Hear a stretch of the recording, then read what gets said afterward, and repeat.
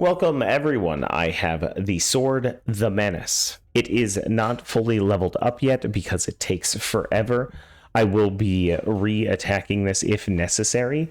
However, I have built the sword and I have upgraded it one time just to see if we need to. I'll go into how swords work and the Manus itself and the build itself. First, the Manus. It is a very high melee attack weapon with a melee chill attack on it. It is important to note that melee is its own damage type. Anything from any Descendant that says firearm or explosive does not work with the Manus. This means that if you put it on Glay, you don't get a damage bonus. I do agree. Caca. You'll see that it has a melee weapon skill critical hit rate of 95. This is due to the cores and everything on the actual sword. Normally it comes with a 50%. With 50% and the roll and the core option, you're almost maxed out at critical hit rate and you don't need to take up a mod slot.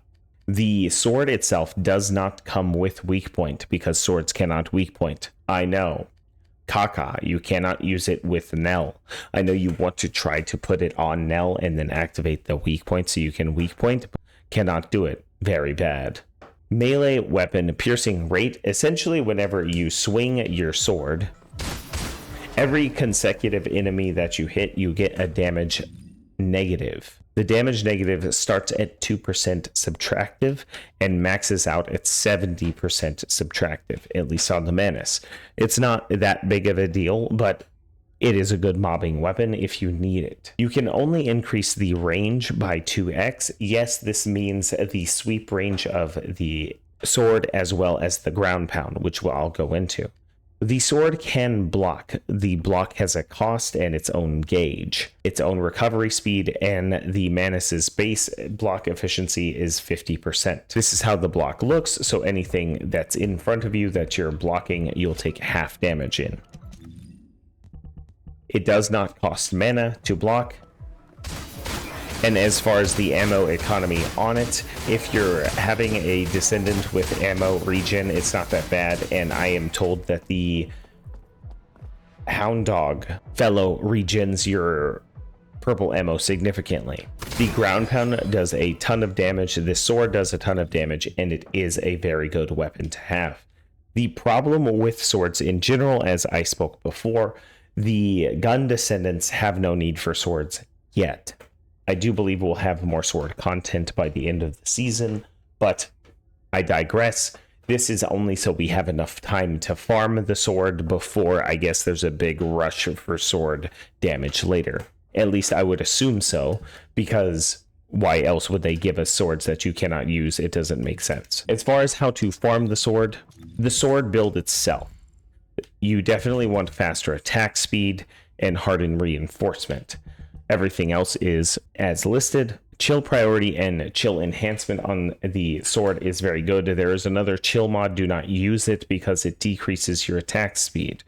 Attack speed in this game is basically a direct damage increase. With chill priority and chill enhancement, we are a 50-50 split between chill attack and melee attack. This means whenever I hit an enemy, you'll see two numbers that pop up. One, of course, has a chill on it. That chill is the chill, the other one is the regular attack. Same for the standard sweep. Whenever you standard sweep, you will see two numbers pop up. That is due to the Deus Ex's unique ability. The basic is additional damage, melee weapon damage X. This 6% goes up to 10% when it's fully maxed out, and the melee weapon damage times 250%, that is the initial damage of the sword. Then there's Liberation. This is the special attack at maximum attack, which is 4, so you have to hit 4 enemies. You do not have to swing the sword 4 times. You get a damage per stack of 50%. This does increase dramatically, and it's one of the reasons I was a little hesitated to put out this video, because I highly recommend you get four swords if you want swords. But wait till the farm is easier. It has to be easier. This is ridiculous farm. Every time you infuse your sword, you infuse it and it goes up 10%. This means that at 5 weapon infusions, this will be 100%. So this liberation, which is a large portion of where your damage come from, doubles. You're going to do double damage with maximum stacks of swords, which is insane, and it's going to clear content like nobody's business. Stay tuned for that. I will be doing full builds on the sword connected to Descendants because the sword is not for everybody. I promise you. It is going to make Battlefield Artist Luna absolutely cracked. Can't wait. The ground pound is great. The weapon is great. The only problem is ammo economy, which I'm told you use your fellow for. This is the most damage I could get on the sword. The sword has a 25% status effect rate. Very effective. Very good. The rolls of the sword, melee attack, weapon X. You definitely want these rolls. Honestly, there's no real leeway with the rolls on the cores. The cores are melee weapon attack, weapon chill attack, critical hit rate 1. You do not need more than 1 critical hit rate to maximize your critical hit rate. With 1 roll on the weapon and 1 core, you are hitting like 96% of your maximum critical hit rate. And then the critical hit damage, because that's just the best option. Chill attack, because since you have the chill priority module on your sword, this increases that. Of course, your critical hit rate, melee weapon critical hit damage. This critical hit damage can also be attack. That's fine too. And then, of course, we have the bonus weapon attack for Colossi. You can replace that if you really want to. I don't really want to spend the mats to replace the sword until it's solidified.